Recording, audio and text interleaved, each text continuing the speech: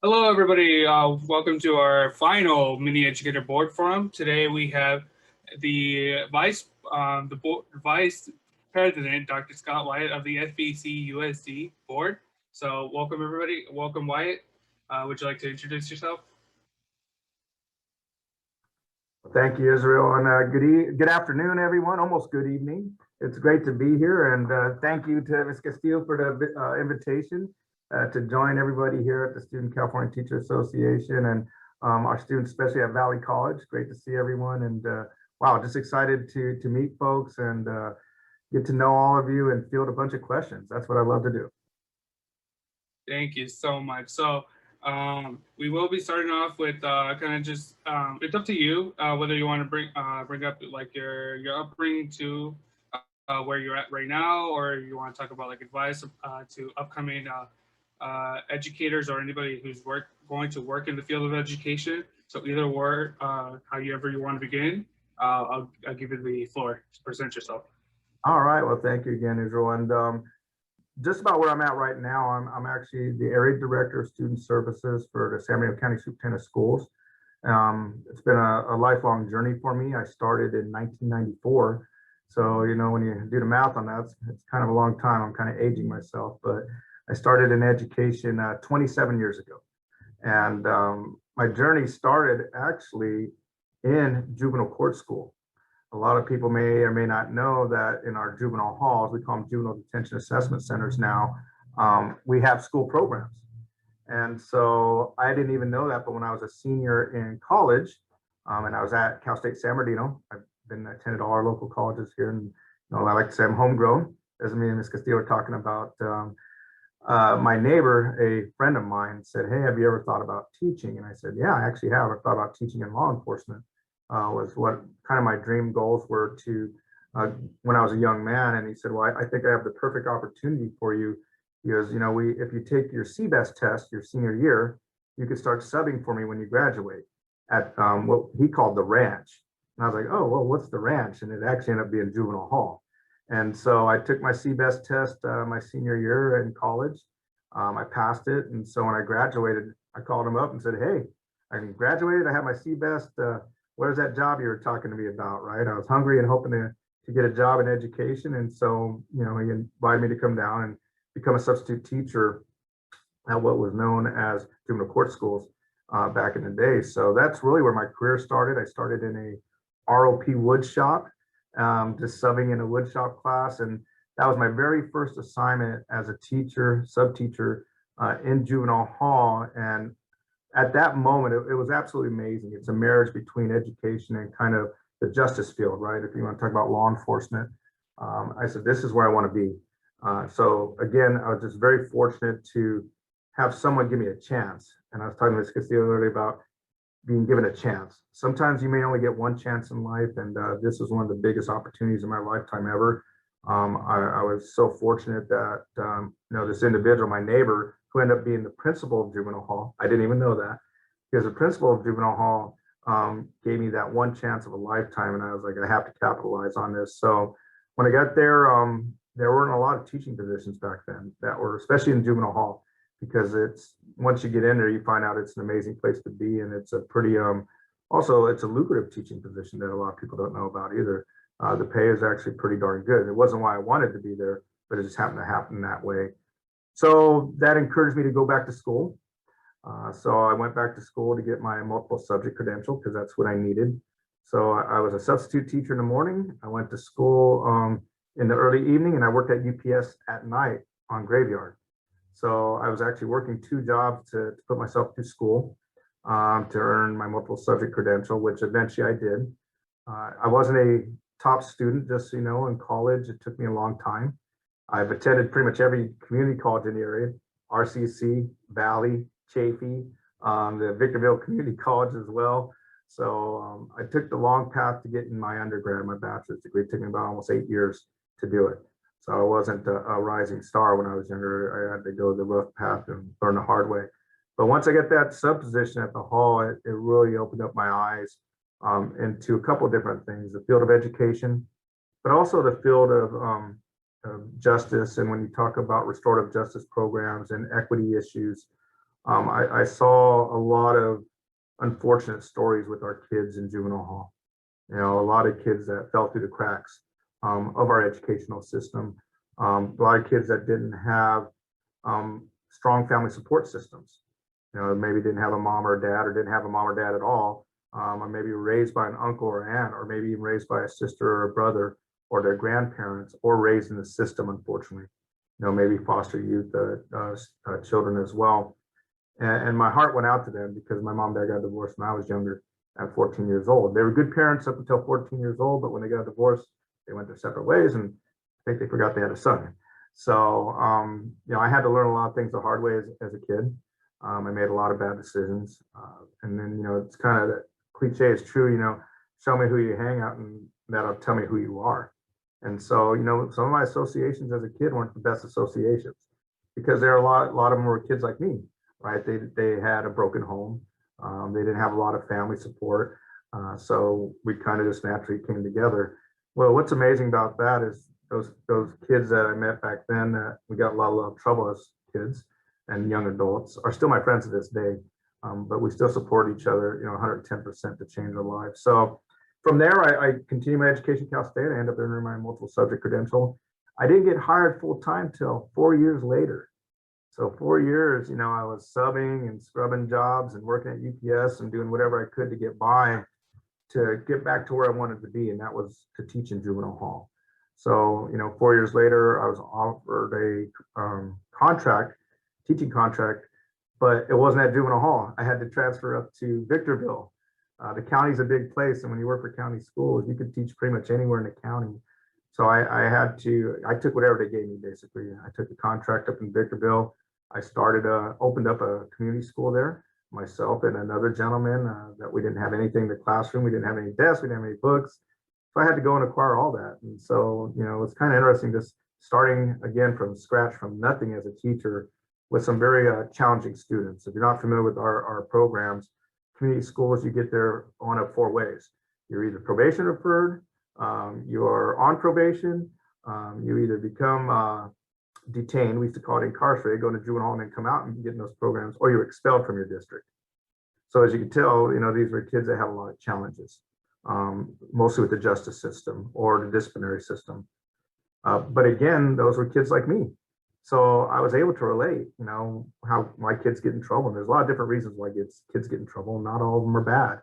A lot of them are circumstances of their experiences. And so, you know, again, I was able to develop just a natural relationship with the students, and I did a great job there. And then the county said, well, we're going to transfer you the very next year to Apple Valley, because I went to another school in Apple Valley for the county, and that was because the kids there ran out like 5 teachers in 4 years. They were just too much for the teachers, and so they said, we want you to go and basically clean up this school, clean up these classes. And so I went there, same thing. I define it as the greatest teaching experience of my life, because there were 28 kids in my class. Many of them kids that came from ridiculously tough backgrounds. Matter of fact, one of my kids got shot that year. A couple of my kids got taken to juvenile hall. Some had run away. But in the end, you know, I was able to keep 26 out of those 28 kids, and I saw just nothing but greatness in them, you know, potential. And we brought that out. And that ended that year. They just made me like a little mini thank you book, you know, stuff they put together, artwork they created, t-shirt that they created for me. And I said, wow, this is absolutely amazing. You know, the opportunity I was given. Juvenile hall came up, and so I was able to transfer back down the hill. So then I went from Victorville to Apple Valley, back to San Bernardino, teaching in juvenile hall. And I taught on every unit we had back then. And that was about 14 different classrooms and units in juvenile hall.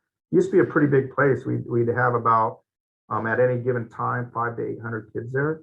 And we'd see almost 10,000 kids come through a year, which is a lot of kids going through the justice system. And now, so we're talking about the year 2000.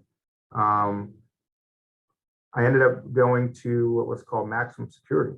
So I taught in our maximum security unit classroom, and that was quite an experience because, you know, we had 24 kids, I call them kids, on that unit and in my classroom, and probably about half of them were in there for either attempted murder or murder.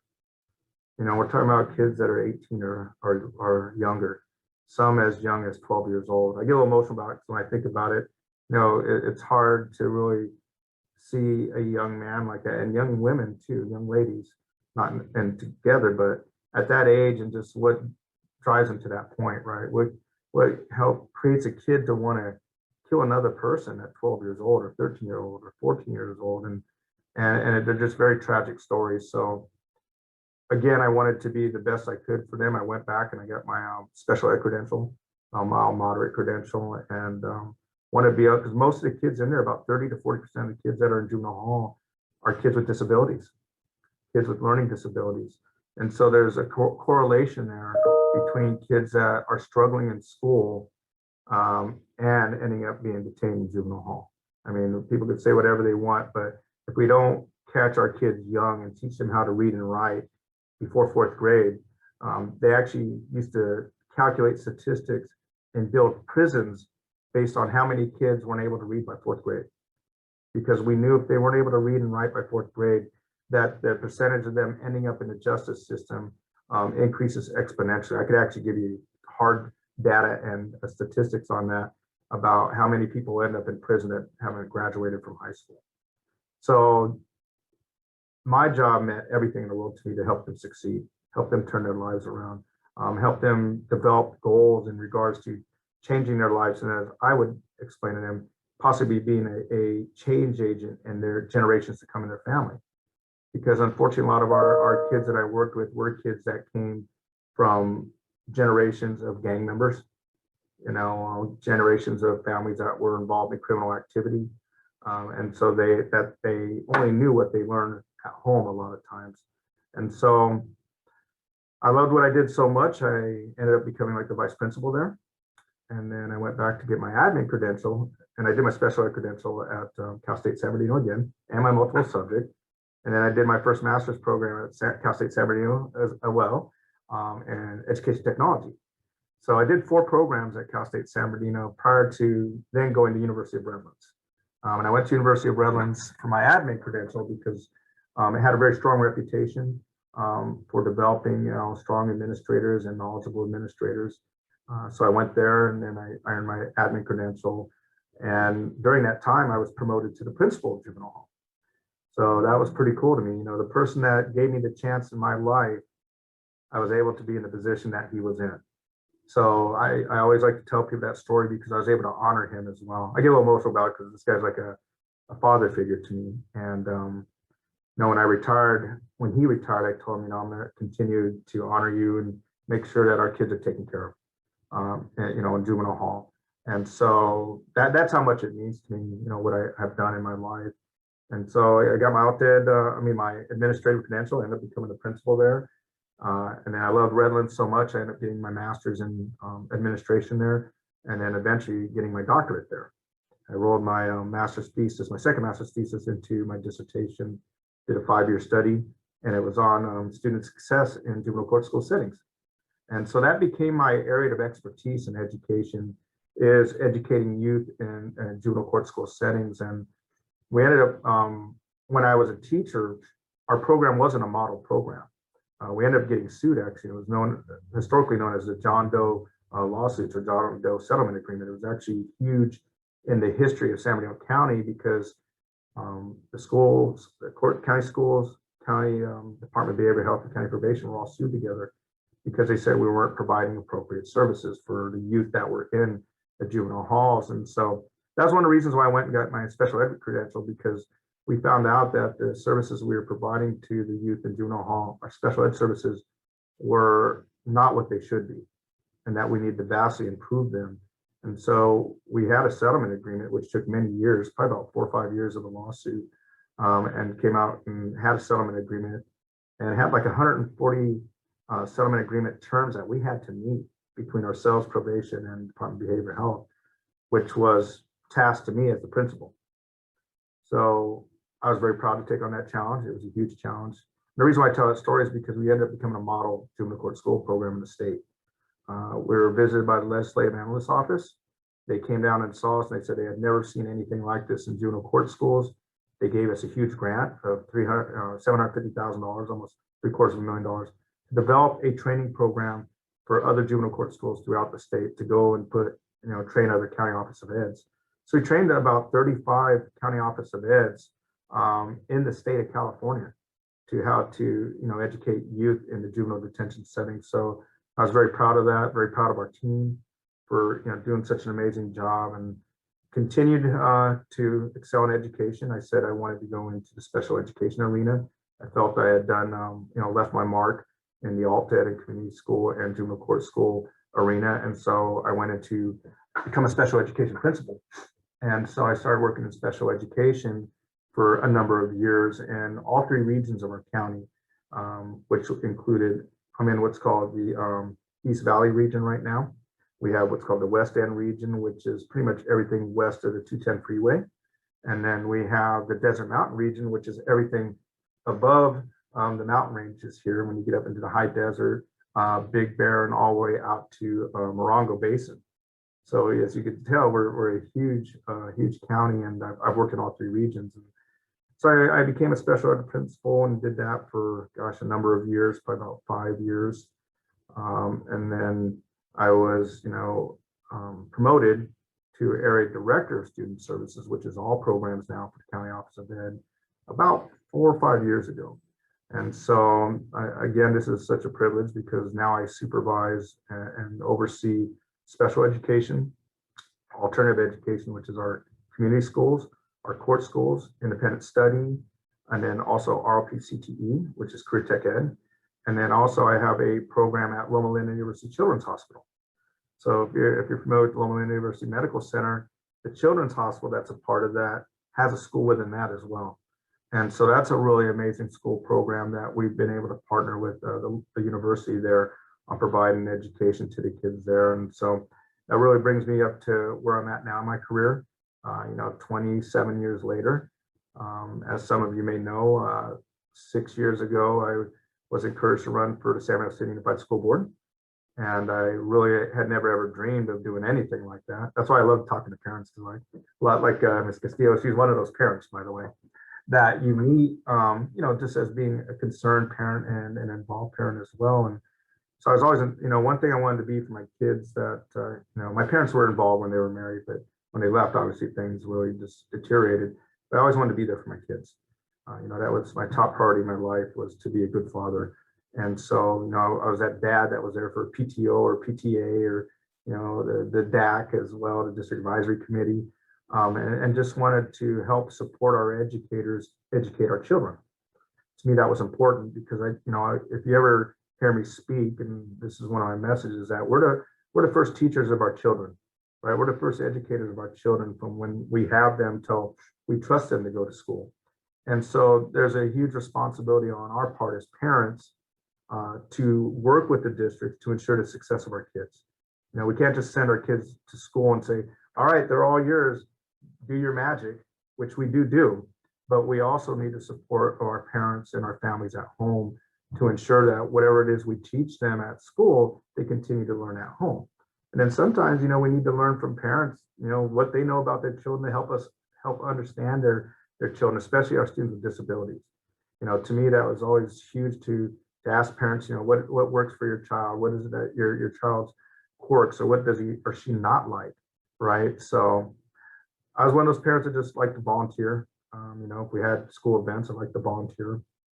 And so 6 years ago, gosh, was that around 2015, I guess, somewhere around there, 2014, 15, I was at a fundraiser for another school board candidate. I was there to sign that person a check and say, hey, run for school board because I believe in you, right? I believe in what you do for kids. And they ended up asking me to run for school board and be a fourth person on what they call a slate, a 4-person slate. There are 4 board seats available or open, coming up to be open. I was very apprehensive about doing it. I had just lost my father-in-law like that week. And my wife happened to be with me at this fundraiser because I always wanted her to be by my side when we go and do things like that. And I told them, I don't know if we can do it right now. This is a very hard time in my family's lives of what had just happened. And so that was on a Friday. I told them, I'll try to give you an answer by Sunday night. And, I went home with my wife and talked to my children and the rest of her family and, said, one, we have to pray on it. So we did. We went to church and we prayed on it. And then I told them if we do this, we do it to honor my wife's father, my father-in-law. I said, because he was one of the greatest teachers to my kids that they ever had. He's an amazing man. Served in the military and was a trade worker for the phone company. So blue collar worker, hardworking man, but extremely knowledgeable and just was an incredible teacher to my kids. And so we came to the decision on Monday night that we'd do it because they kept bugging me. And so I remember Mr. Gallo calling me and Dr. Margaret Hill and Glenn Rogers and Abigail Medina. All these were folks that I was friends with because of our kids and growing up and just doing things together as parents and involved community members. And so I told them, okay. And so I had to go sign up by Tuesday at 5 o'clock. I literally signed the papers at 4:54. So I barely made it. Let me say, we didn't have any money. We had zero money for campaign funds. We didn't have any campaign literature. I didn't have a campaign committee. And so I'm getting a late start to the show, right? Everybody else is already up and rolling and going and know what they're doing. We didn't know what we were doing. I like telling the story because we didn't know what we were doing. We had no clue what to do in regards to run a campaign. It was really, truly just friends and family that when you talk about a grassroots campaign, that's what it was. It was nothing more than that. It wasn't any fancy, media or advertisements or stuff on social media even back then, very simplistic. But, meeting people in the community and to be honest with you, people knowing our history of us just always caring about our community and wanting what's best for kids and, God willing. And I had said this, when we made our decision, it was already decided, that I would be where I'm at now because we put it in prayer and we put it in faith. And so I continue to believe in that. I continue to do what I do to honor my father-in-law and to honor my former boss, who's still my friend, who gave me the chance of a lifetime. And I do it to ensure that hopefully we're doing the best we can for kids, every child, every day. That's a huge task to stay true to that word, right? To do our best every child, every day. It sounds cliche, it sounds easy, and it's not. Because, one, San Diego City's almost 54,000 students. The programs I supervise is just under 6,000 students. So we're talking about 60,000 kids that we serve, that I serve directly, and thousands, over 10,000 employees that we have to hold accountable to make that happen, right? To teach our students well, keep them safe every day, every child. So that's really where I'm at now. My major initiatives as a board member are to increase our mental health services to our kids, our staff, and our families, especially coming out of COVID. I think pretty much every one of us has suffered one way or another, either personally been impacted by COVID, whether we caught it ourselves or family members did, or we lost friends and family to COVID. We've lost a lot of folks to this very horrible pandemic. So coming out of that, that's important. I've always wanted to increase parent engagement, family engagement. So that's a big goal of mine, during this term, the next 4 years. Matter of fact, the DAC is happening right now, I think at 5:30. The District Advisory African American Committee. So I'm like, oh no, and I know that I'd like to be there, but I trust me, I love being here instead and getting to see aspiring teachers, student teachers. I think that's so amazing to hear that what this is about, what this association is about, because I was there one day too, and I was going, gosh, it's you get a little bit nerve wracking, right? Your first teaching job.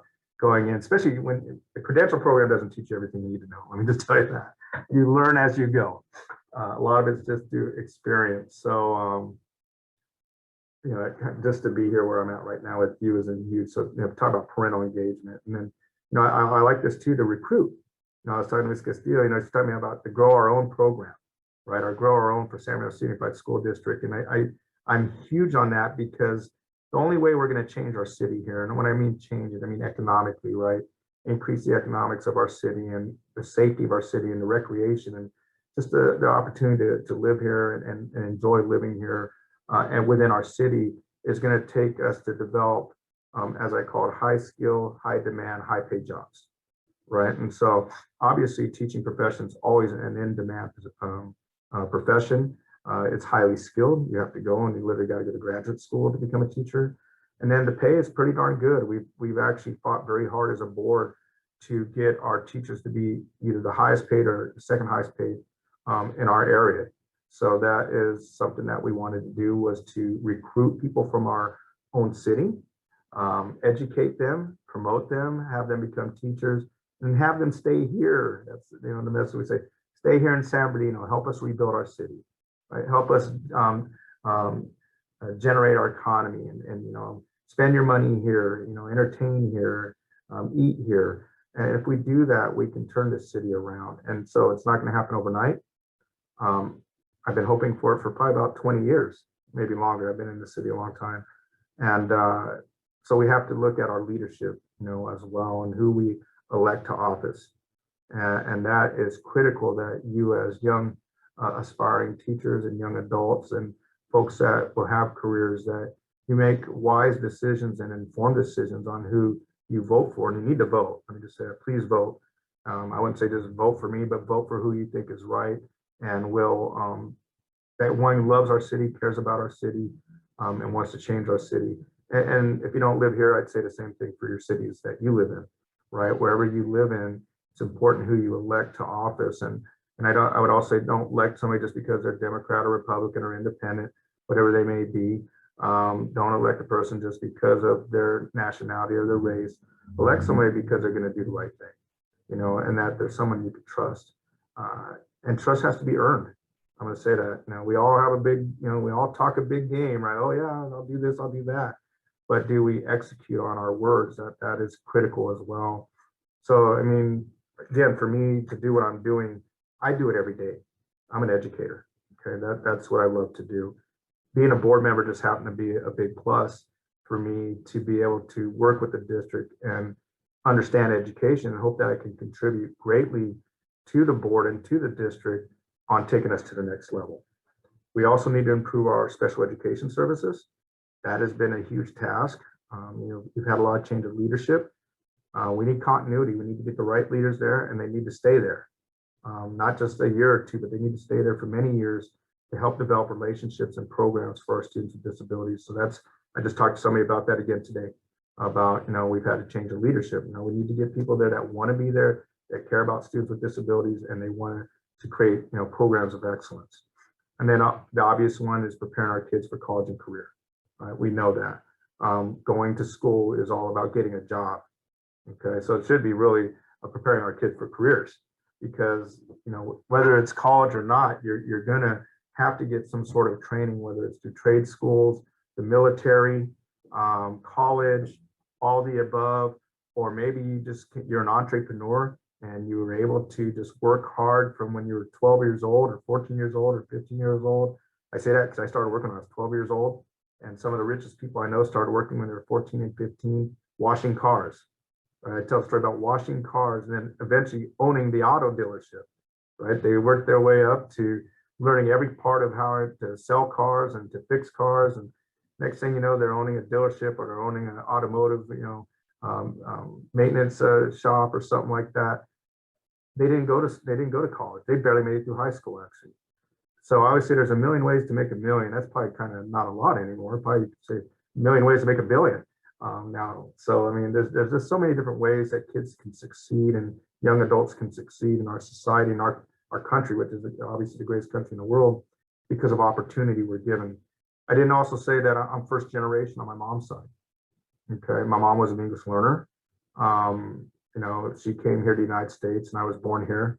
Thank God, that I was born in this country and not her home country. I probably wouldn't be here. Probably wouldn't have the opportunities I have now.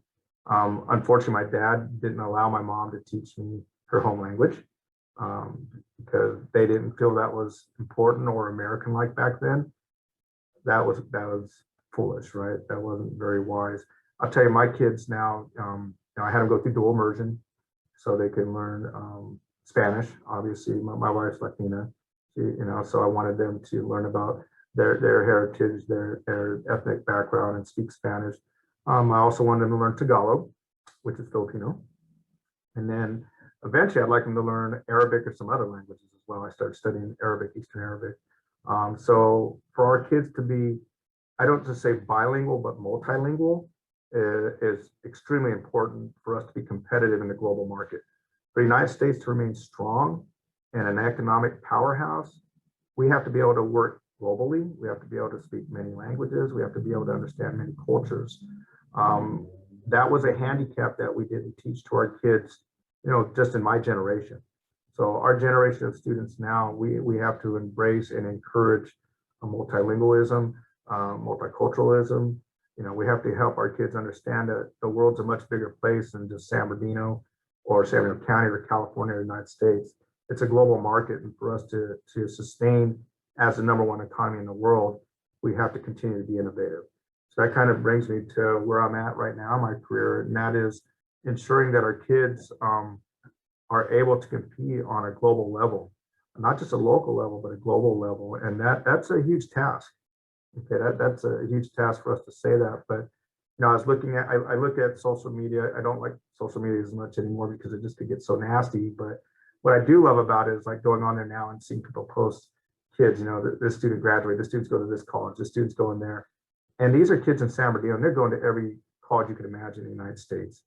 Every top college you can imagine, every community college you can imagine, trade schools, the military. So yeah, our kids are getting it done, and they compete with any students anywhere. If you didn't know, our mock trial team, they won the mock trials for San Bernardino County, and they also went to the state finals, and they were 5th in the state. So our kids right here in our city are at the highest caliber of students. They can compete at the highest level, and that's our expectation for them, is excellence and greatness. So, and again, every year, I for 6 years now as a board member, I go to these graduations, and I get very teary-eyed to see these kids, one, the celebration of their success and hard work, and two, them, the next step of their dreams of, entering the workforce and entering higher education and just contributing back to our society and hopefully, again, our local economies, right? We want them to be here. We want them to stay in San Bernardino. If not San Bernardino City, then, the Inland Empire, our county, and make this just a better place to live. And because we have a lot to offer here, and our city has a lot to offer. We just need to get the right leaders in place so we could take us back to greatness and being an all-American city. And that's it. I could talk forever, trust me, but I'll end there. Thank you so much for sharing that. One of the things that still stuck on my mind was from the very beginning, you said high school senior, you took a test and that was it? Oh, for me? Yes. No, maybe I didn't hear me right. For me. Okay, then how did it go then? Oh, for me in high school? Like after to teaching. How did you get into teaching? Like your first step into teaching? Oh no, I was a senior in college. And that's why I tell people now, right? Don't wait till after college. You could do it during college. And I didn't know this. I would not have known this if somebody didn't tell me, right? So that was one of the blessings of my life, is that, my neighbor, who again, I didn't know what he did. I just knew he was my neighbor, right? He was my neighbor. I didn't know what he did. He said, take your CBEST test. And that's the test you take, California Basic Educational Skills Test or something. I think that's what it stands for. And you pass that and you can start teaching when you get your degree, right? So when I took that my senior year when I was in college. So like right now, I would recommend you start studying that. You don't have to wait till you're a senior, right? Start studying that CBEST exam. And I don't know if you have to be a senior to take it. You might be able to take it now. I don't know. But I took it during my senior year. So when I graduated, I kept him to his word. When he told me, you take that CBEST test, I'll give you a job, and you graduated. Well, I remembered that. I went and I did it, and I passed that test. And when I got that piece of paper, I said, I'm ready. I'm ready to work. I want to work, right? I wanted a good job. I came from nothing. My mom came from nothing. My mom only went to a second or third grade, just so you know. So when you talk about struggling, she struggled when she came here to America. She was a janitorial person, scrubbed toilets and stuff. And I get emotional because she gave me that chance, right? She gave me that chance to have a better life than what she had. And so I'm very thankful for that. And but no, that's what I did, Catalina, as I took that test. And so when I graduated, I was ready. And I'm gonna tell you right now, just in our area, just in my organization, and there's 33 school districts plus the county office of ed, there are not enough substitute teachers right now. There are not enough paraeducators right now, teachers assistants, right? We need people left and right, but some people, they, gosh, seems like minimum wage almost pays more than what people pay now. So, but if you want to get into education, there are plenty of jobs. There are plenty of jobs there, and there are so many specialty fields that you could go into. You talked about wanting to be a science teacher, right? I thought that was pretty awesome. And I'm gonna tell you, science teachers are hard to find. It's a very specialized field, and it's a very, it's a difficult field to teach. Math teachers are very hard to find, right? Our STEM category, science, technology, engineering, and math, those are all tough credentials to fill. Special ed, deaf and hard of hearing, visually impaired, speech language pathologists, those are all hard jobs to fill, and they're specialized. If you're a BI teacher or SLP teacher, speech teacher, we're going to pay you to get your credential, right? We're going to pay you. So like, say your undergrad, your bachelor's degree is in communications, and then you want to go, to graduate school and study speech to be a speech language pathologist. Districts will pay you now for your education to go to that graduate school. And then often we will pay you a sign-on bonus too. Anywhere from say $15,000 to $30,000 to come to our district, to become a speech pathologist, and then we'll pay you to get your master's degree as well, your graduate degree in speech. Same for visually impaired teachers, VI teachers we call them. They are in huge demand. There's only 2 schools that teach that in the whole state of California. I supervise these programs, so I know about them, and I know a lot about them. Deaf and hard of hearing teachers, very hard to find. But these are very difficult credentials to get. Let me tell you, they're extremely challenging. They're science-based credentials in regards to the disabilities that students have. These are obviously physical disabilities that impact their processing, like their ability to process and communicate. What are some others? Just many different types of special ed, right? You got your APEs, which are adaptive physical education. You got your O&Ms, orientation mobility, occupational therapists, physical therapists, school RNs, nurses, mild, moderate, severe, severely profound. Those are all different credentials. Early education, right? You have that. Gosh, and there's just so many. I could keep going on and on. And then your multiple subject, and then your single subject credentials. So again, it's a wide open field right now, and the baby boomer generation continues to be retiring. So there's a lot of jobs out there that are in the field of education. And then there's some really cool jobs that people don't know about, like juvenile court schools, right? Teaching in juvenile hall, teaching in the Loma Linda University Children's Hospital. Who knew, right? Who knew there was teaching jobs in a hospital like that with kids that are hospitalized? Your ROP-CTE teaching classes, right? Teaching, automotive transportation classes, diesel mechanics. We have 52 career pathways in San Diego City Unified, 52 career pathways. 26 of those career pathways are industry level certifications. So we literally are teaching kids to enter the workforce. My son, he's a graduate this year at Cajon, he's a senior. He was in the cybersecurity pathway for 3 years. So he's in advanced cybersecurity now. He didn't like his other classes, let me tell you. He struggled to get through high school. This year was the worst of COVID. But what he does love is cybersecurity, straight A's. Well, he interviewed with San Diego State University a couple months ago into getting their cybersecurity pathway, their cybersecurity program. And they knew he had bad grades in other classes. But what they couldn't believe was how much knowledge he knew about cybersecurity already. And that was because of our career pathway at San Diego City at Cajon.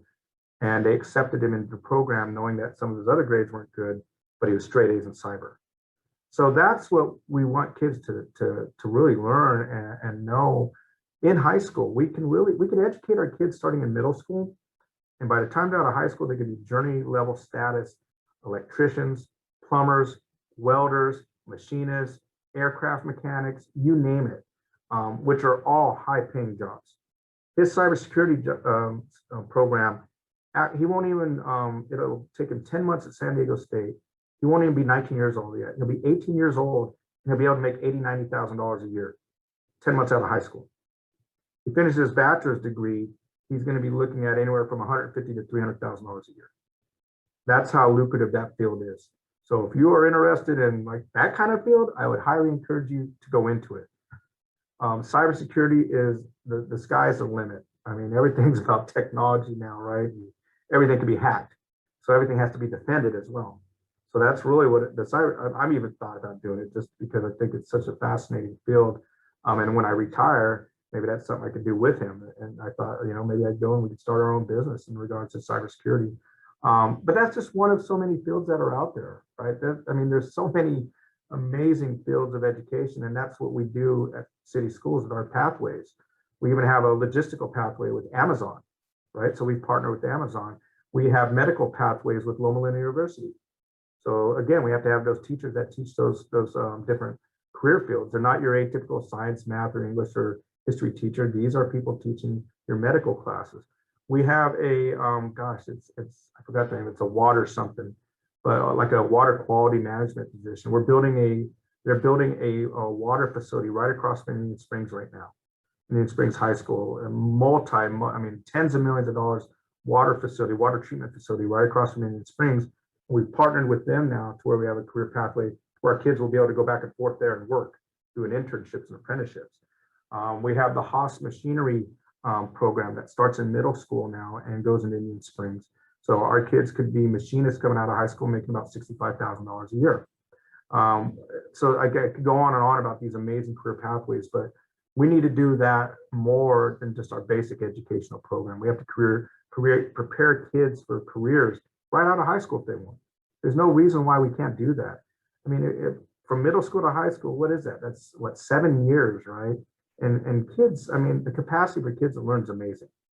Even starting at 13 years old, them to learn a trade. I was doing trade work classes at 13 years old in middle school, doing machinist class, woodshop class. I even took cooking. I took drafting. These were career-oriented courses when I was in middle school that created career interests as well.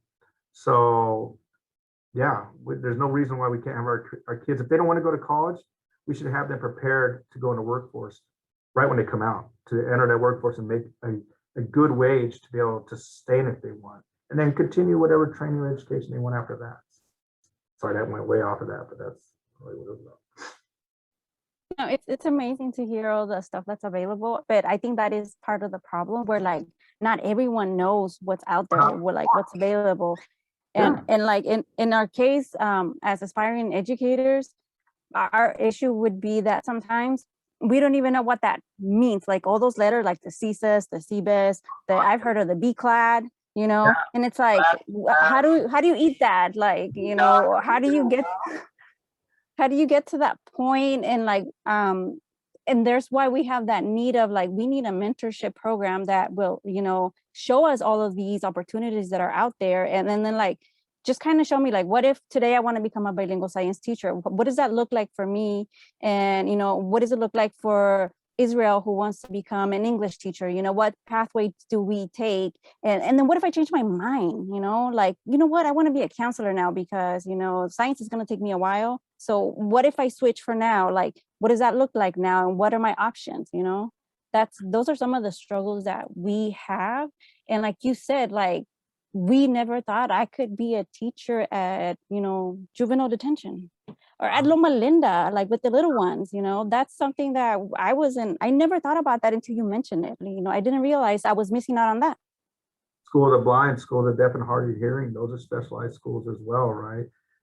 Culinary schools, we got trade schools around here that teach all different types of trades. We got one of the finest culinary arts schools right down here off of Briar. Not too far from hospitality, world-class culinary school for people that want to become chefs. So, like you said, Catalina, there's so many different fields. Now, I changed my career major 3 times. So yes, it happens. When I was super young, I thought about being, I always thought about going law enforcement, medical field, or teaching. And I've done 2 out of 3. And I did work in a hospital. It wasn't in the medical field, but I was a trade worker. I actually worked construction in a hospital, which paid my way through college. Surprisingly, I was just really lucky.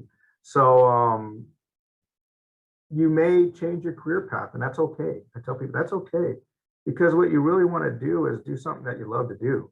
And if you're pursuing an education and you think, oh, this is not for me, then change it.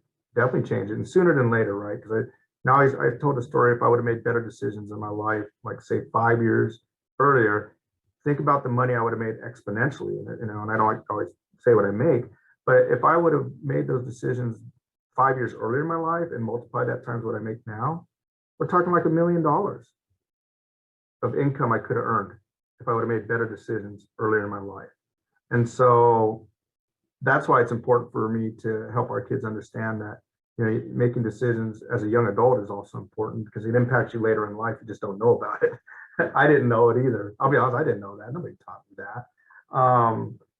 But if you change your mind, that's okay. I want students to know that, young adults, right? Those of you that are hopefully watching today or tonight or whenever, you know, it's okay to change your mind. It really is, because you should be pursuing something you love to do or want to do, truly want to do. And if you find out you're in a educational path or career path that maybe that isn't what you're not really excited about or love doing it, then, you know, sometimes we got to do what we got to do to get by first, right? You know, make a living. But you could also change your mind and pursue your education. I didn't get my doctorate till I was 40 years old. Okay. I went and got a master's in governance 3 years ago. You know, so I continue with what I'm saying is it's never too late either. I think we were both talking about that, Kathleen, right? I want to go back to school and study another program at USC. Gosh, I'm almost retired. I'm getting towards the end of my career, but because I'm hungry for knowledge, I'm hungry to learn. I know even when I finish here, I hope to continue to be a teacher or professor at a community college or university. I've lectured at many. It's always been a pleasure to go and teach at community colleges or universities, but I wouldn't mind doing that or consulting. So, but you know, if you're not sure, you can change your mind. Education, like I said, okay, let me get you asked about that, right?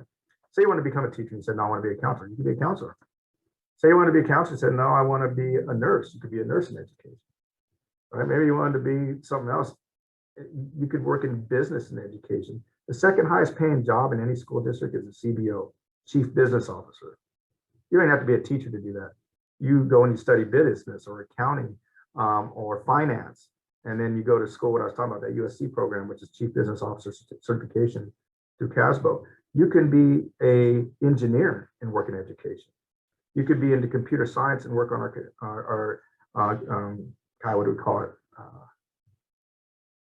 Tech side of the house, right? Or tech side of the house. So tech services. You know, you can, like say for Samuel City, you could be a mechanic. We have mechanics for Samuel City. We have a construction crew. We have grounds and maintenance. You know, we have our own law enforcement as well for school police because we're so big. So there are so many careers in education you could go into that aren't just being a teacher, right? But you can still work in the field. Nutrition specialists, right? We have nutrition specialists as well. I mean, I could go on and on about this, but a school district, especially of our size, is like a miniature city, if you think about it. It's like a small city in regards to how it operates, other things we need, healthcare, food services, safety, right? Maintenance. So it really is fascinating. You know, I've been fascinated by it, you know, through my career in many years now, 27 years, to see just a variety of things you can do in education, let alone the rest of the professions throughout what we have in the world too. But that's just education. And, you know, since these are aspiring teachers, there's plenty you can do in education on top of being a teacher. You may end up being an administrator like myself, right? And I always tell people it's not the best field to go into because it's very stressful. It's not as rewarding as a teacher, but it also has its rewards to be able to create programs and fix programs too as well, like I've been able to do. So. Come on, Israel, you're supposed to have a question for me. I don't know if you're going to give me one now, but no, I had questions, but Catalina just went in hard with some questions of her own. But no, I had some questions written. I had questions written down on my notepad, and some of the ones I wrote down was like, how was it like subbing for like juvenile hall? Like, is there like any interesting stories you had from subbing in juvenile hall? I lots of them actually. Our kids are, I mean, just their ability, their ingenuity, they're when you talk about street IQ, right, or IQ of just people in general, the kids that I've gotten to meet and work with and teach and learn from in juvenile hall, are some of the brightest kids I've ever worked with in my life.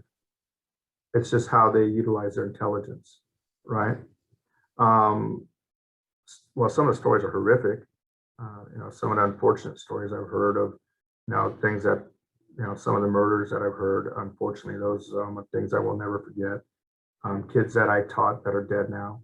That's one of the hard experiences when you work in a place like that is that, you lose a lot of kids. Stories, gosh, I learned how to play cards in juvenile hall from kids. I learned how to play dominoes from kids in juvenile hall. I learned how to play chess from kids in juvenile hall. I learned how to do the Rubik's Cube from kids in juvenile hall. So those are just things that they taught me when I was there that I just loved learning from them. Crazy stuff happens in there, yes. It is what it is. It is juvenile hall, but it could be a violent environment as well. But probably the greatest thing is that I've seen kids turn their lives around. I've gotten letters from kids that went to prison. They end up getting found true. It's like in juvenile hall, it's called found true, not guilty. Not being called guilty, but found true on their cases. And they were tried as young adults that went off to prison and wrote me letters from prison and wrote after prison that are successful men now and have kids and families. But working in there is definitely a different environment.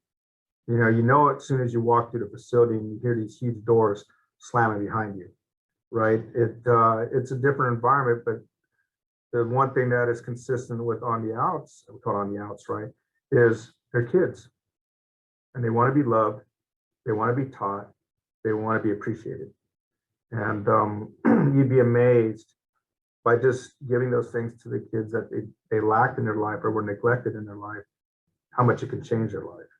So yeah, but I have some crazy stories in there that are just, but honestly, I didn't have a lot of problems in my classes because I loved what I was doing. Now, sometimes I tell people I don't know why I left because that was the best job I ever had, was working in juvenile hall and working with those kids that were detained and, just had these challenging lives. But yeah, people getting stabbed there, staff getting stabbed there. One kid was killed in there when I was there. So, but then I got to see the evolution of the program through me as a teacher and then as a leader in regards to becoming a model program. And we brought things into juvenile hall that never existed inside the walls, as we call it, right? I brought in a building trades program, custodial operations, painting, brought in cybersecurity into the hall, landscaping and horticulture into the hall, computer science, tech programs into the hall. These were things, kids working with power tools that, drills and saws that could kill a person in literally seconds that probation never trusted before. But because of our partnership and our relationship we built, we were able to bring those things into there and get the job training. We brought in community colleges as well. So our kids were able to have dual enrollment, get their high school diploma. That never happened before. That was created under my leadership, our high school diploma program. So now in the last 5 years, we've had about 800 kids graduate from our program that might not have ever graduated. So I'm really excited about that. And then we get them enrolled in community college. I have about 5 kids now that are firefighters. One of the programs I used to have was a tier 2 wilderness firefighter program that we worked with the United States Department of Forestry. So you ever hear about inmate workers or inmate firefighters? Well, they have them like that in juvenile hall too. We started them young. And so we get their tier 2 wilderness certification so they become firefighters, wilderness firefighters. And coming out, they ended up continuing, ended up being hired by the United States Department of Forestry or the State Department of Forestry and being firefighters. And so we have a number of kids that are firefighters at juvenile hall as well. We have kids that are lawyers that became lawyers out of there. So when you talk about amazing stories, the good ones, right? We know there's going to be the tough, bad ones, but the success stories there are limitless, just like they are with us right now, right? Everybody here tonight, the sky's the limit. And if our kids from juvenile hall can do that, then every person here this evening can do it as well. Right? There's no excuses. Let's say that. We don't have any excuses. We only have opportunity. It's just how bad do you want it? Thank you for that. And it just kind of ties into that previous one, kind of loosely, but like you seem to be like in like a different position from any other teacher that we had brought in. and the fact that like you have you are working with students who typically are different from what you would find like at a regular high school. So I can't imagine like the amount of stress that you would have to go through. Like I just want to know like because we've dealt with talking with teachers like how they deal with the stress, and I just want to know for you like how do you find a way to like manage all that? Like how do you find yourself to like be composed with within the given situation that you're in? Wow, that's a deep question. Number one, let me just say that. I mean, that's a very involved question. And number one, I love what I do. You know, I also am a strong man of faith. You know, so I put a lot into prayer. I had to love what I do because of the tragedies I see as well. You talk about stress. It wasn't stressful to me because of the job. The stress was different types of stress of kids dying, kids being abused, kids being neglected, kids in the Loma Linda University Children's Hospital. We lose a lot of kids there because they're in there for very serious medical procedures or illnesses or injuries. There's nothing like the loss of a child. Let me just tell you that. There's nothing like it. You know, the loss of anyone is very hard, very difficult to go through. But the loss of a child is a whole different type of loss. I've lost in my career possibly hundreds, you know, and so that's stressful. But for me, I just have been like right now, you know, it's 6 o'clock at night. I'm still fired up, crazy motivated, excited 27 years later, right? Because like I talked about earlier, I picked a field I love. I picked a field that is a part of me. This is a part of me. This is a part of who I was as a kid growing up, part of it is me as a young adult. So I know, again, what somebody gave me a chance, an opportunity to have a better life. And so for me, it's part of that intrinsic reward, knowing every day I go to work, we can make a difference in kids' lives. We can make a difference in families. We can make a difference in generations to come, and we can make a difference in our communities, in our city, and our country. You know, again, I know it seems cliche, but this country gives you the opportunity of a lifetime. You just have to be able to seize it and take that opportunity and grab it and run with it and conquer it and never give up.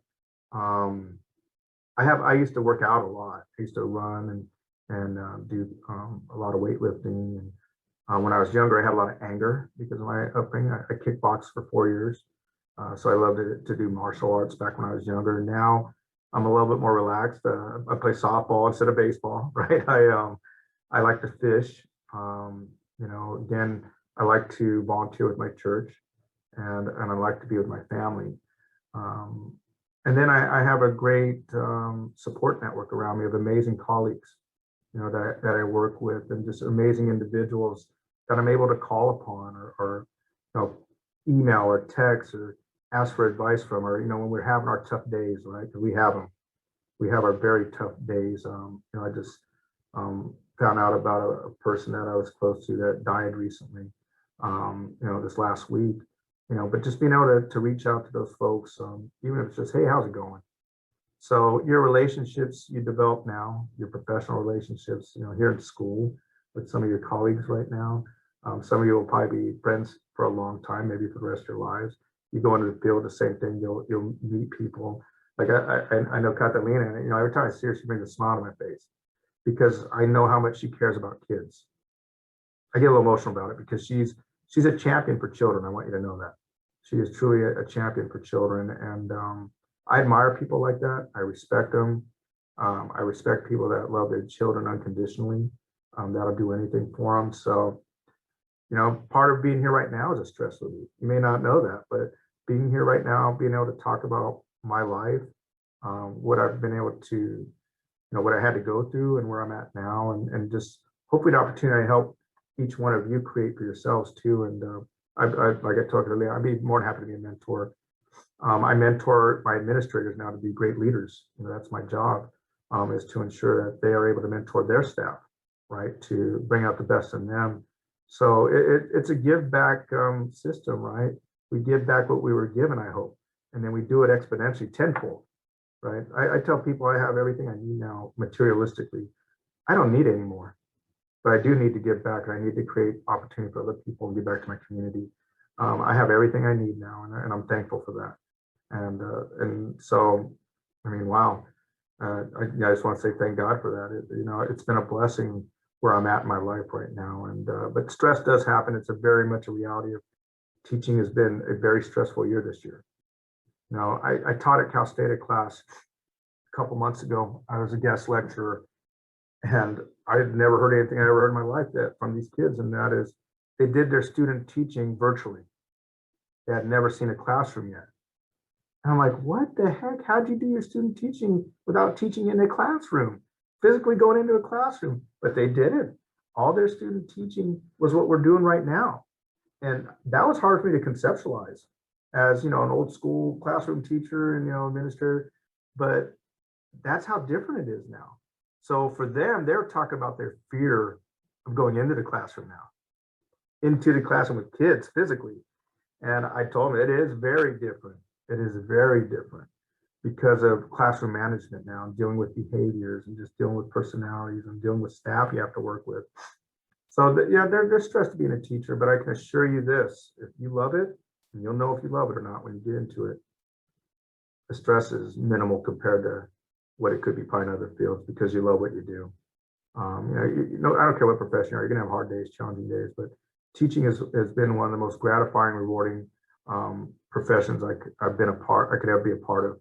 And I used to brag about how much I loved my job as a teacher.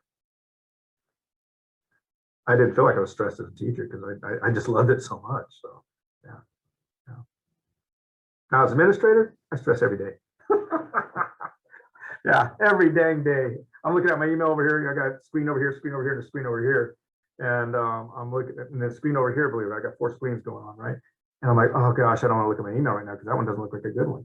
But we deal in crises, as I say, and every what we call crises or a problem is an opportunity. That's what I want. That's what I try to teach my administrators. Every challenge we have is an opportunity, and we're here to be problem solvers and solutions to those opportunities and to those challenges and those problems. So it's attitude as well, Israel. Your attitude of are you going to wake up in the morning and say, hey, I'm gonna have a great day, I'm gonna have a productive day, I'm gonna make this the best day I possibly can? Or are you gonna go to work going, oh man, I gotta go to work today, right?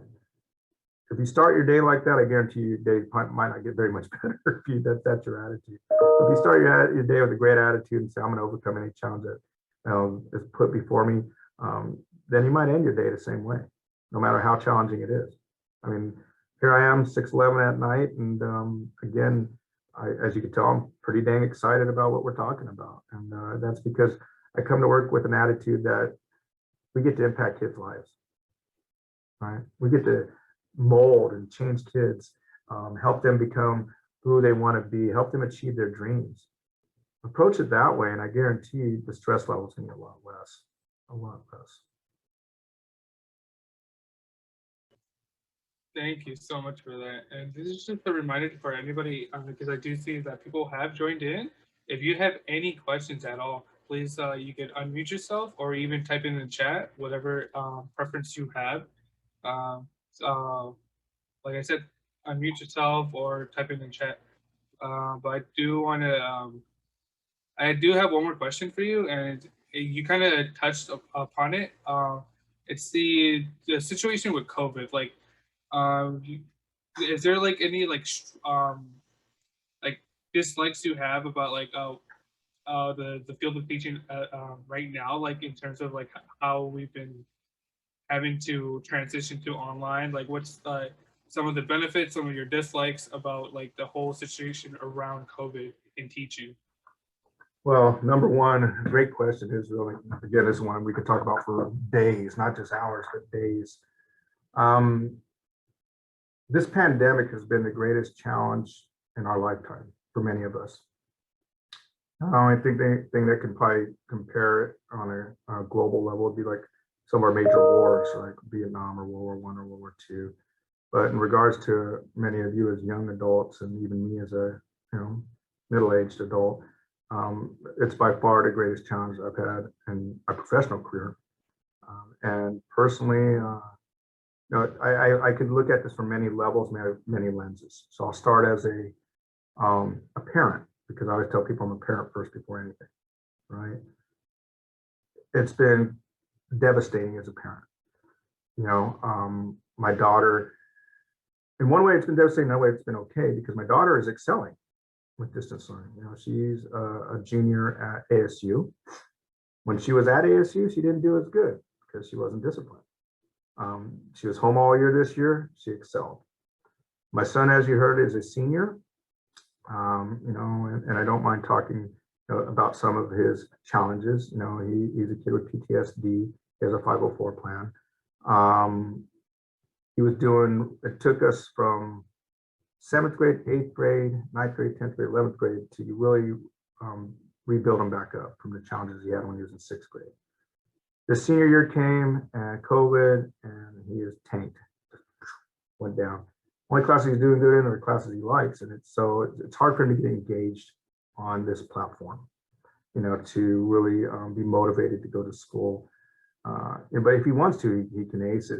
But it's hard for him to stay motivated, for 4 hours a day or so, whatever the days are, sitting here like we are on a screen. Think about it.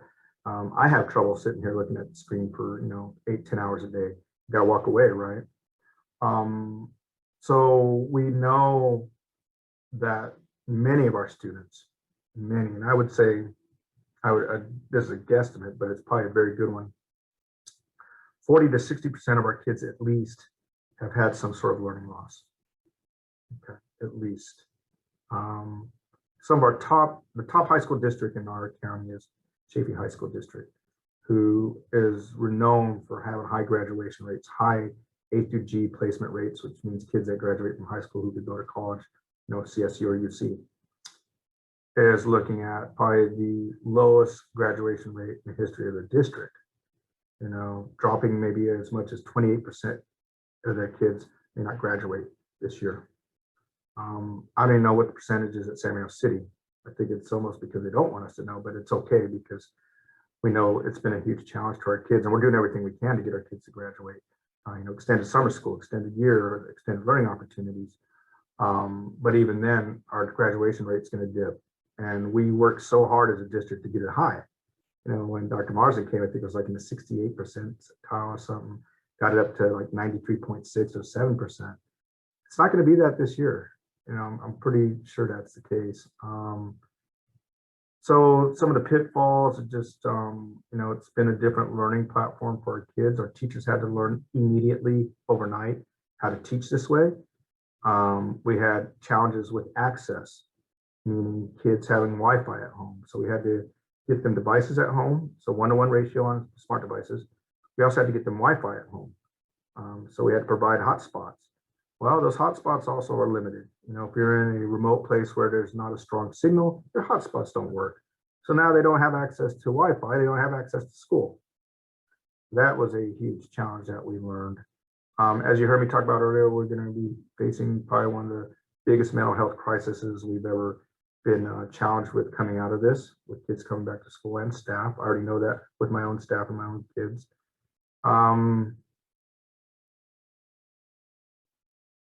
Kids have lost an important part of socialization, being able to come together as children and play and just be kids. We've lost a lot of events, sporting events, social events, clubs, whatever it is kids love to do at school, right? The many different things that maybe we like to do. I like to play sports, right? So I love playing sports. A lot of kids missed out on their sports. The seniors missed out on their senior year. Proms, homecoming, graduation night, things like that. They missed out on an entire senior year. That's been hard to swallow as a parent with a son that's a senior. Now, the positives, a lot of positives. We've learned we could teach remotely like this. We learned we could teach virtually. I tried to do this 5 years ago, probably longer than that, maybe 8 years ago at the county. I failed miserably. The teachers rebelled against me. They didn't want to do it. Even my administrators rebelled against me. We don't want to meet that way. To heck with it. Guess what? Now all they want to do is meet this way. Like, because we're San Bernardino County, right? I have sites that are like 70 miles away from my office. I'm like, oh yeah, you gotta come here for a meeting. I have to drive that far? Yes, you do. Well, now they don't have to. And think about the lost time of driving, right? Okay, so if you have to drive 140 miles round trip, even if you're flying on the freeway doing 70 miles an hour, that's still 2 hours. On the road, that's a loss of productivity time, right? It's just travel time. So now those 2 hours could be much more productive in regards to us working, which actually has created maybe overload. Because before, maybe I'd be able to get 4 or 5 meetings a day. I've had as many as 11 meetings in a day. Now, because I don't have to drive from one place to another, I could get done here at say 6:30, and then I'm meeting at 6:30. I get done at 7:30. I'm meeting at 7:30 because I don't have to drive. I just click now, click, click, and I'm out one in the next meeting. So that, efficiency, we've been able to really increase the level of efficiency, but I also think we've possibly increased the level of burnout because of doing that. All of our staff now are trained in this technology. All of our staff have video cameras, have Wi-Fi. Gosh darn, all of our kids have most of those things, other than the ones that are in very remote, challenging places. So we've learned a lot. And I said, we're definitely going to come out of this better than we went into it. Of course, there's been a lot of pain going through it, but just really our ability to communicate like we are right now, to meet like we are, to be able to also teach this way for the kids that really have excelled in it, as well as teachers that really have enjoyed it. We have to make this an option going into next year. That we've already made a point as a school board, and I've done it here at county as well. We have to have our virtual academies or e-academies, whatever you want to call them, right? This is part of the new part of teaching that we're going to continue to do from here on out. I guarantee it. This is going to be a big part of what we do from here on out. And for those that desire this, it's going to be an opportunity and a platform. For those that don't, there'll be traditional school as well. So I enjoy it at some times, and other times I don't, so, but I really do enjoy my meetings this way because I don't have to make my staff, my team, drive from all corners of the county. And they enjoy it. But I did say like next year, we're going to do virtual meetings, but maybe at the beginning of the year, like welcome back school meeting, and then at the end of the year, celebration meeting. But the rest of the time, we're able to focus on, being administrators, being leaders, and at our sites rather than driving all over the place all the time. Now, I do miss meeting people in person. I'm a very social person. I like to, I'm a handshaker or a hugger. I like to see smiles in people's faces, and so I miss that too. But I guess so those are some of the pros and cons of this. There's been a lot of good things, but also a lot of challenging things. I don't know. How about you as students? You're students right now, so I guess I could, flip that question back to you. What do you like and don't like about it?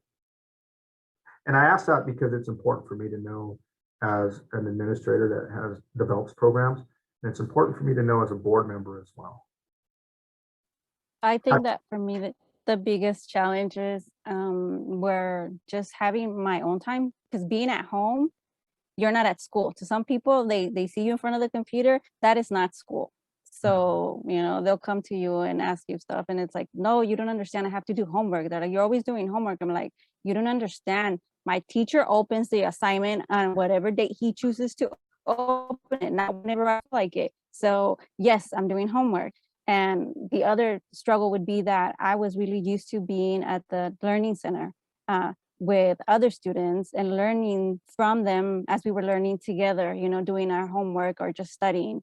And that's not, something that you easily get out of the screen, because even when my brother would come over and try to help me with my math and he would give me the wrong answers, just going back and forth with him about, no, that's wrong. No, that's not it because of this. It would at least allow me to have that conversation where I can okay, this is a no, no, no, and no. So it's, let me look into other places. Even if I didn't get the right answer, I was able to get the wrong answers out of the way, by having that conversation back and forth. Because when I watch a video, the guy in the video just tells me what he wants to tell me, and I can't, go back and forth. So I miss being on campus, going to the tutoring center and being able to have at least that back and forth. Even if I don't get the right answer, I'm able to just knock out the wrong ones. That was something that I really still struggle with, having that back and forth conversation with somebody, because sometimes you need it in order for your brain to pull out right information out of you, So I don't know if anyone else wants to share what their struggles have been. Yeah, as for me personally, before the pandemic hit, I primarily worked part time and went to class on site. Just because me, I like that interaction. I like that one on one with teachers. But since the whole pandemic hit, I've been forced myself to have to work full time and still manage to attend classes. As a lot of my members know, I do work more than 11 hours almost every day, and I still have to manage going to classes online. And to me, it's not the same as having that one-on-one because most of the teachers I've had during the pandemic, it's always just here's your assignment, here's a description of it, read through it. If you have questions, just email me. To me, that doesn't work for me. I'm an English major. I need discussion. I need to have that interaction, because that's how my brain operates. That's how I grow. I grow by having discussions with people in real time in order for me to digest what's being said and being able to formulate an opinion and kind of giving that opinion out to people, and maybe we have some sort of debate or whatever thing we're talking about. So for me, it's just been to me right now, it's not learning, it's reading and just hoping that you're doing something right. That's my struggles as a student, as a current. It's just I'm not learning anything. I come home after like 11 hours, 12 hours of work. I see the assignment, I'm like, okay, let me just type something up, send it out, go to sleep for like maybe 5 hours if I'm lucky, and repeat again. To me, it's I'm not learning anything. And and boy, I can relate to both of you. I'm an in-person learner as well. You know, so this would be very challenging for me as a student. Matter of fact, I was going to go back. I was telling Catalina I was going to go back to school, and there's two different programs I still want to finish. And it's like, guy, don't you have enough education? I'm like, no, because I want to be one. I want to be a knowledgeable leader. Okay, I always want to be a resource to people, and two, I want to be the most qualified and the best person for the job, hopefully. But I didn't go back to school because I can't learn this way. I guess I could, but it's not my preferable or desirable way to learn. And I don't think I would get as much out of it in regards to retention and understanding. And there's something to be said about relationships in person too. So you're both very right. And you both said that too about your instructors, your teachers. And so that speaks volumes to me as an educator and also as a student. So I'm the same way. I'm the same way as both of you as a student. This would not work for me at all. And I've seen that in my son. It didn't work for him either. And, we've tried to do the best we can as educators. And I think, looking back a little bit, I'll say, oh yeah, we could have done better. But, again, we had to do this overnight. We literally had to learn how to do it and prepare teachers and train them. And let me tell you, it was a lot of work and a lot of work for a year. And then we go back, right? Now we're just going to forget what we learned. So no, we're not, but we need to learn from our lessons. That's for sure. And that's why I love asking these questions from you, because it helps me too. And I think we had a chat there. Oh, we got a long one. Look at that one from Francisco Lacios. Uh, Living with my family, virtual learning has allowed me to interact with my siblings a lot more compared to being on campus. Rather than coming home and spending the final hours like class routines and being able to get most done early in the mornings and take a break to be with family, read to my little brother. Downsides, I've lost the ability to interact with other students and professors as frequently as before. The other downside was that I am not always in and out of the library doing research. I've learned how to make use of online resources more and understand where to discover reliable sources. Wow, Francisco, I've heard this a lot as well. I've heard this a lot from my own students that they had to take care of siblings. Again, my population students, a lot of times their parents aren't home, or if you're a single parent home, your parents are working, right? I also learned, like you, is a lot of our students have gotten jobs. I can't believe how many kids have gotten jobs during this. Which, one, I applaud them for working, but two, I don't want them to forget about their college. And great thing, Francisco. Obviously, you love being home. It's great to be home with your family, and I think that's always a good thing. And one thing I won't lie is, like, when I worked at home, I was able to have shorts on with just my suit and tie and jacket on, right? So a little bit of comfort too. I was comfortable at home, But in library, you know, I love being in the library. It's funny you bring that up. I love at the universities I went to, most of my studying was done in the libraries, both Cal State and U of R. And then when I got older, I did a lot of studying in coffee shops for whatever reason, because I had to have coffee just to make it through those 18-hour days is real. So, you know what I mean? Those are long days, man, and you gotta stay fueled up, and you know, and then when you do sleep, get some quality sleep so you can get up and do it all over again. But you know, thank you for sharing that, Francisco. I really do appreciate it that you put those comments in there, because there are pros and cons again to doing this. I went and got a cheap green screen for my background. I spent like I think $30 on a stand and a green screen, and because my computer, for whatever reason, wasn't doing well at home. And then my funny part is my dogs would never leave me alone. You know, my dogs, I'd have to put up a gate so they wouldn't come and jump on me when I was trying to work at home on camera. So, but it was definitely nice to be there. Just to, you know, if I wanted to go to the refrigerator and grab some food or something, it was right there. But yeah, that's why we have to have both coming out of this, right? We have to have both, and it's been a big debate. It's been a debate with the state as well, state of California, CDE, California Department of Education, on how many basically virtual programs are we going to allow to have, what percentage? And I honestly don't think we know that answer yet. We don't know how many kids are going to want to stay virtual and how many are going to want to come back. We're surveying the heck out of them. Because trust me, I brought my schools back for county March 29th.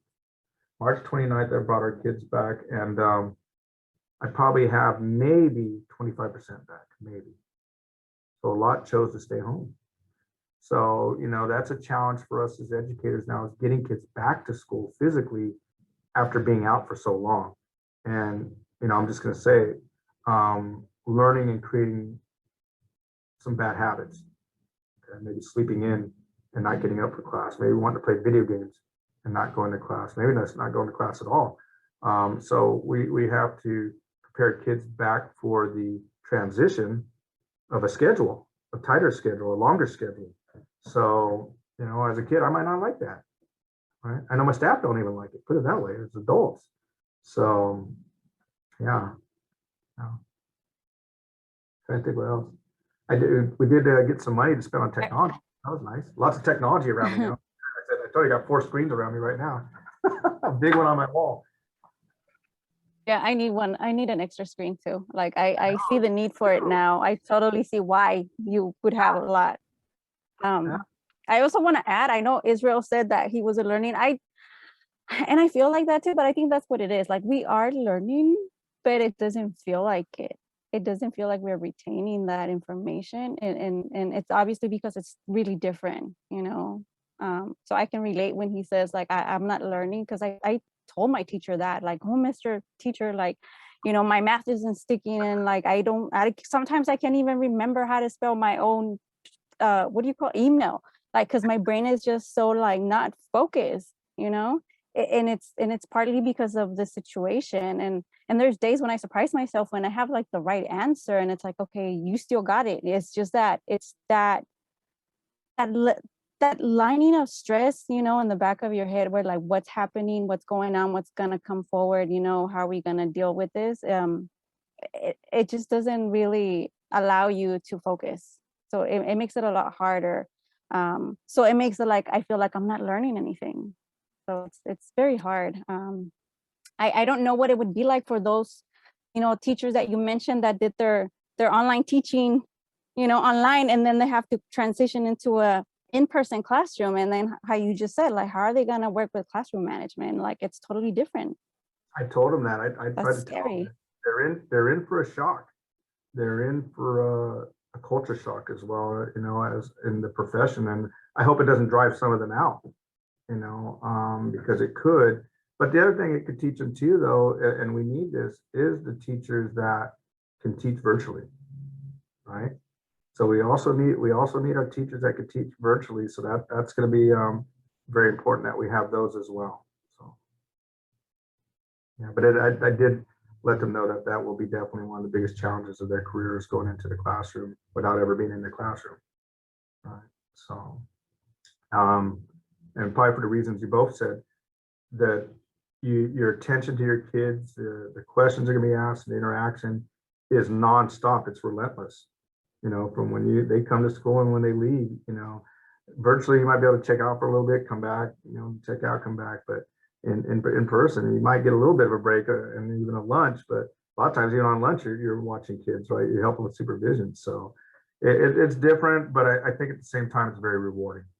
I think those that really love teaching will love being around their kids and seeing their smiles and their faces and watching them run around and stuff. That's part of the joy of teaching. And don't get me wrong, virtual's a good platform, but I think in person's much, much better. So that's my own opinion. Maybe I'm old school. Maybe people tell you, you're old fashioned, man, you're old timer. You don't know, but that's just me. So that's why we have to have the options for those new generational learners and teachers versus those of us that might be a little bit more traditional. And I don't think either one is bad. How's that? All right. Anyone else? Probably like, this guy can't stop. No, again, for anybody who wants to ask any questions, you're more than welcome to. Like I said, unmute yourself or even type it in chat, whatever makes you more comfortable. If not, then we could end it here soon. But let's just wait a little bit more just to see if anybody does have a question.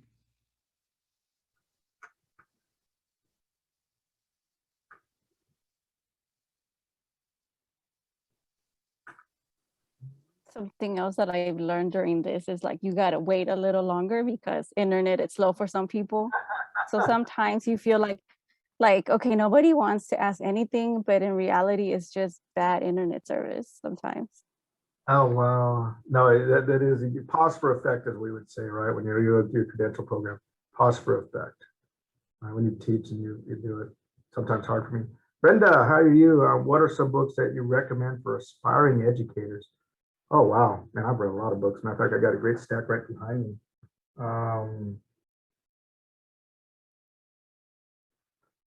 For books, like I said this earlier, and I really do mean this. Your credential programs are nice. They give you some strategies, but when you learn to teach, it's by being in that classroom. I'm telling you, it really is what it's all about. And I've been out of the classroom a long time. So, for a new aspiring teacher, I like motivational books. That's just me. I like books that focus on leadership and cultural change. So that might be also because I'm in a different time in my career as well. One of the books I like reading, it's by Dr. Shane Lopez, is Making Hope Happen. But I got a bunch of books here.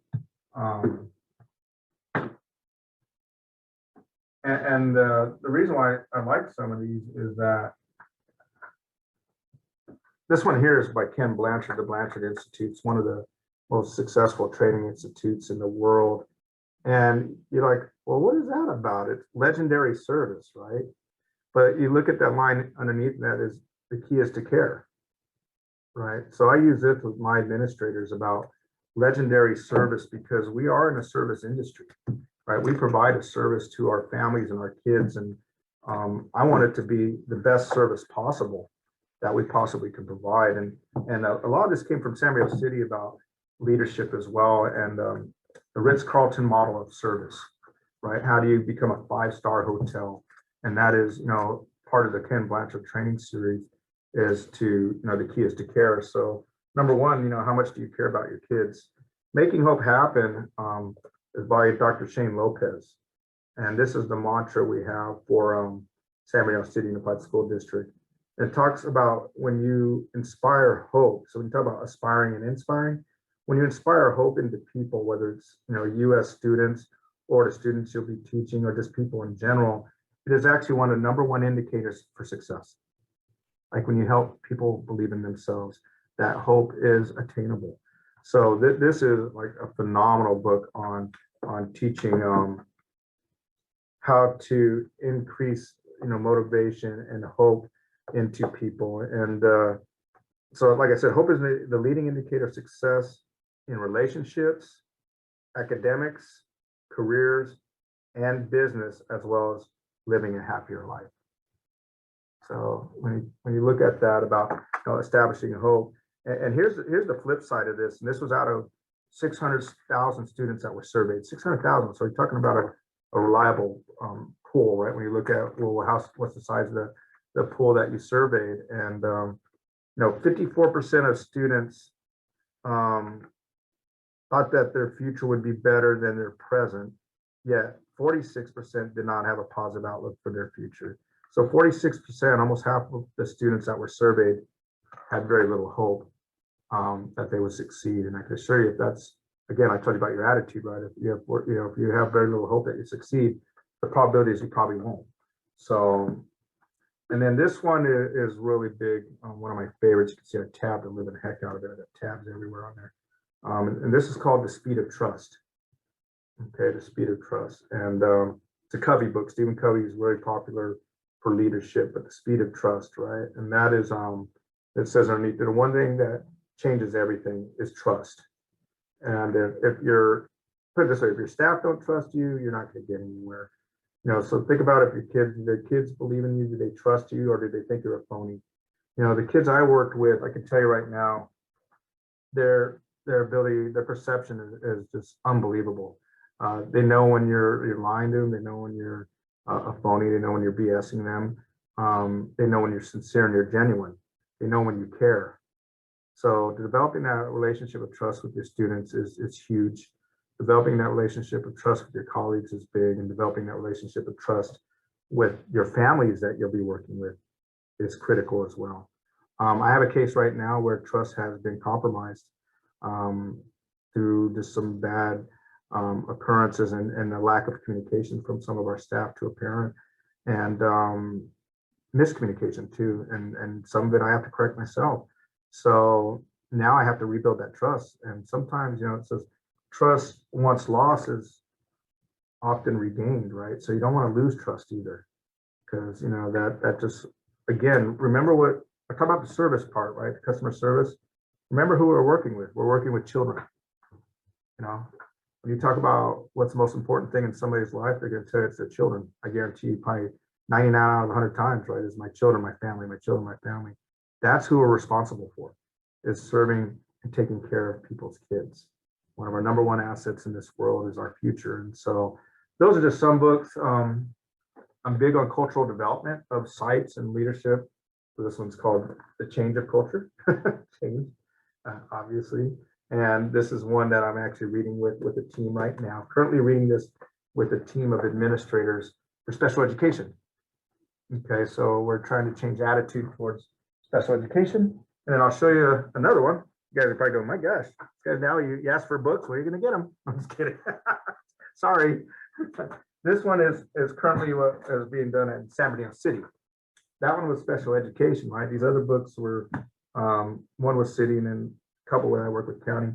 And this is called, and this one I'm barely getting into, which is really good. It's called The Outward Mindset. The Outward Mindset.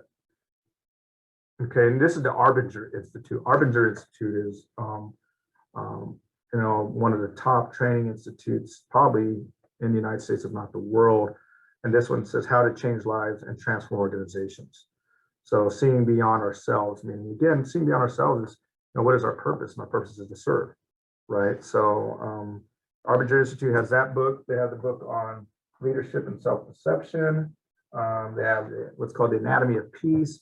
So if you want to do some, critical reading in the field of education and culture and leadership development, the Arbinger Institute, and I could write it into the chat room. So you have the name of the author and the institute that they are, and they have a series of books, just so you know. Arbin, Arbinper.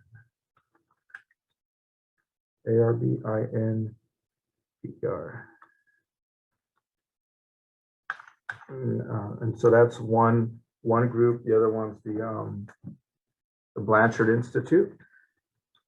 These are the institutes or authors, and they have a number of books.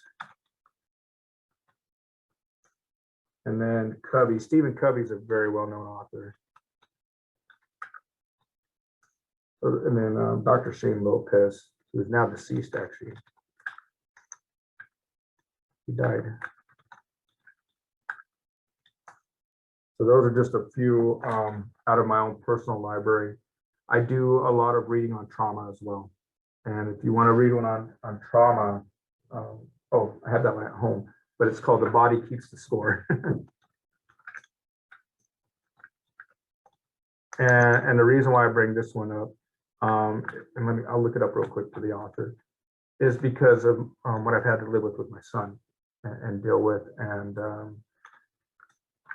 just you being new educators, you're going to be doing a lot with this, with our kids coming back, right? It's going to be challenging, very, very challenging. And there it is, real quick, came up real fast. Yeah, Besset Vanderkolk. She's actually a doctor. I thought it was a he, but maybe I'm wrong. This person actually is a medical doctor.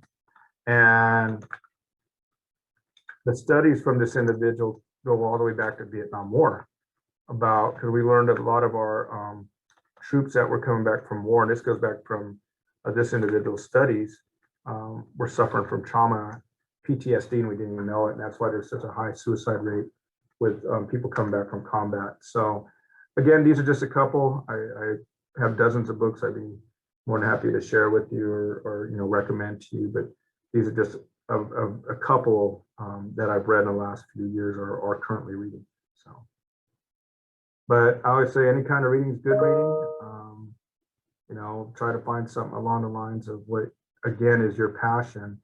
Right now, my passion is culture change, systems change, trauma, obviously working with trauma and trauma-informed care and multi-tiered systems of support. If I open up my door over here, I've got a whole another probably, 20 books up there that I've read at one time or another. So, but these are definitely books that are good reading no matter what, especially if you servant leaders. Oh, absolutely. That is thank you for saying that. Absolutely. Got that, Lena. Absolutely. People have asked me what type of leader I am, and I say two things. Servant leader, number one, our job is to serve, and then a benevolent leader, which means, my job is to bring out the best in people and promote them as much as I can. And so benevolency, that's the way I like to lead, is, trying to bring out the best. Because I always tell people, every time I could get somebody promoted, I help them become a better provider for their family, right? So Catalina, my job would be to have you become a science teacher, and then as an astrophysicist, right? And I would continue to encourage, motivate, and support you to do that, because if that's your dream, I want to help you attain your dream. So, servant leadership, in my opinion, is the true core of great leaders. It really is. It's the essence of great leaders, in my opinion, is to serve. And if you keep that mindset, especially if you're going to work in the public sector, and work with people, then your career is going to go a long way. I guarantee it. Thank you. It's just something that you said that reminded me of Miss Consuelo, and I could hear her saying that, like, we are servant leaders, and I'm like, yeah. That's what we are. Ted Kickbush is an amazing person. I love when I get around her. She has this tremendous energy, very positive individual, right? Very humble as well, very humble and very emotional. She's Yes. Talk about passionate. She's a very passionate person. She's part of the reason I am where I am, because if it wasn't for you guys bringing her into the district, and her bringing that out in me again, for the longest time I was just mom, mom, mom. But it wasn't until she came along that, she reminded me that there's me too. And that's when I enrolled into Valley. And it was partly because of her. So I owe a lot of my success and what I do to my community and what I give back to my community, because she reminded me of who I am, and I'm a servant leader. Amen to her, and again, it's just so nice being around people like that, right? Again, you can hear me say it when I was younger, right? But show me who you hang out with, and I'll show you who you are. And I like hanging around people like Lieutenant Consuelo Kickbush, because she inspires me, right? She touches my heart, my core. And when a person could do that, I think that's a very special person. We need more people like that in our lives. Absolutely. Absolutely. To remind us of our purpose and our why, right? Maybe have any of your professors or instructors ever asked you that question? What is your why? If they haven't, you need to say, what is your why? Why are you pursuing what you are? Why do you want to become an educator? Why do you want to become a teacher? What is your why?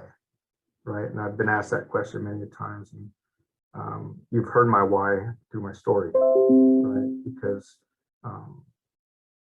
I didn't think I was going to make it, and somebody gave me that chance, and I'm so fortunate. And I want to give back every piece of that I was given times 10. Pay it forward times 10. And so I think I've been very fortunate to have that opportunity, and I'm so thankful for it. So yeah, there's other books, but I think I've given you enough. It's when you're a new aspiring educator, though, read books that just you love to read. First of all, that maybe are your particular field. If you're an English teacher, I heard Israel talk about being an English teacher. Maybe you learn about and read some amazing English teachers or professors. What helped them succeed in their career. And Catalina, science is a very big field, right? You can find a ton on science and astrophysicists.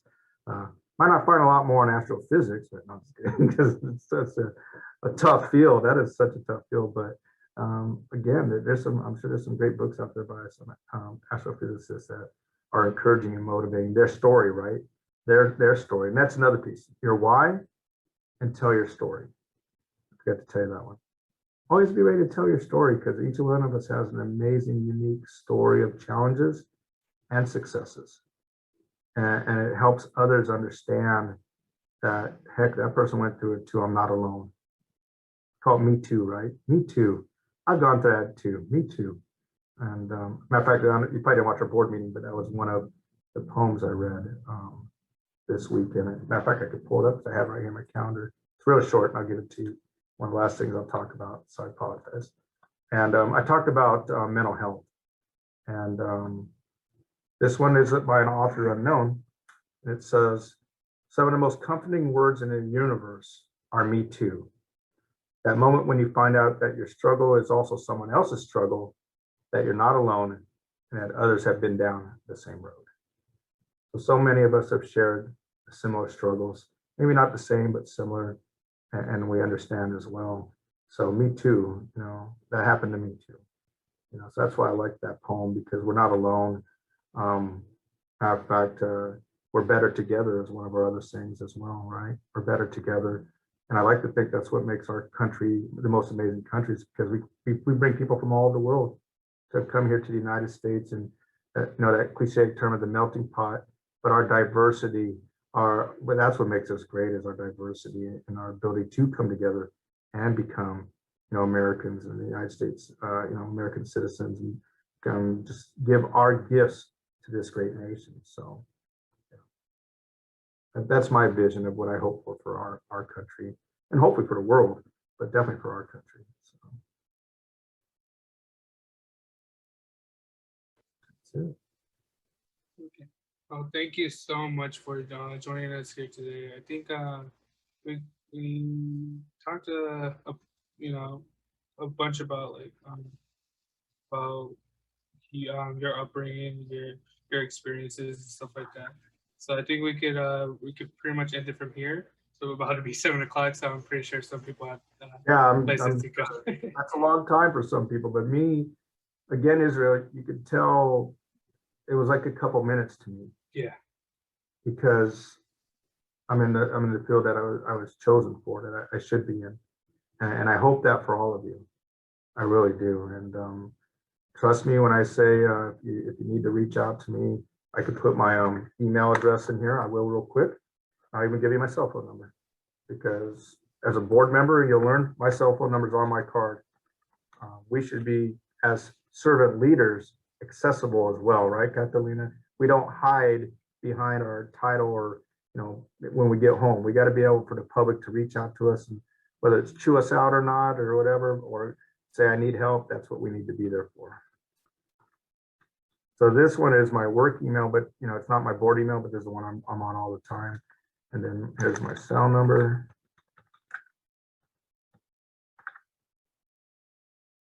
And I am more than happy to hopefully answer questions for you, connect you to the right person, maybe give you some guidance on, career selection or credential selection, whatever it might be.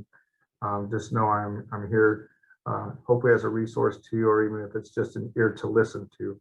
or to vent to as well, I am here. And we appreciate that very much. And we do want to keep in touch in order to, follow up and, getting that mentorship program going. I know you said it takes a while, and we understand that too, especially if we want to get things done properly. But it's well worth it, the waiting for it. We could create a structure to it, develop a relationship with Valley College, Cal State San Bernardino, right? We have plenty of amazing people right here that can work on mentoring folks. And again, we need to do that so we can help mold and shape and develop great educators, great leaders, great professionals that again are right here in our city or our county or our community. So we got all the talent we need right here, but let's give it back. So and whoever's your chair, whoever you need me to talk to over there, we'll get it done. And like you already know, I'm right here at county and I'm at city. So we've got a lot of people that we're connected to. Again, thank you so much. All of us here at SCTA are very blessed to have you come on and share everything. We are extremely grateful, and I really do mean that. So any last thing you want to promote before we end this off? Well, I want to say thank you to everybody, and Captain Man, thank you, Ms. Castillo, for having me here today. What an honor and what a privilege for me to be here. And for those of you that, whatever it is you choose to do, as you already heard me say, choose something you love to do, pursue it with your full passion, your full dedication and effort. And I can assure you, if you continue down that path with that attitude, you will succeed. There's no doubt in my mind. Our system is developed for you to succeed as long as you want it bad enough. You gotta want it, and number two, don't ever give up. Don't ever give up. And I think you should, everybody that's watching now or will watch later, I'm a testimony of that. And Ms. Castillo, you're a testimony to it as well. We're lifelong learners. No matter how young or old, we persevere and we move forward and we don't give up. So that's what I would say. Thank you so much. And that wraps it up for our last SCTA Mini Educator Board Forum for the semester. So I'd like to again thank you for joining us here today. And for those who are watching at home, we do have a game night coming up on May 13th. So there will be a Google form out there for those who are gonna RSPV for the pizza that Ed Gomez is giving out. And it's free to everybody. So again, thank you again for joining us here today, and we'll see you next semester. Thank you. Take care. Nice meeting you all. Good night. Good night.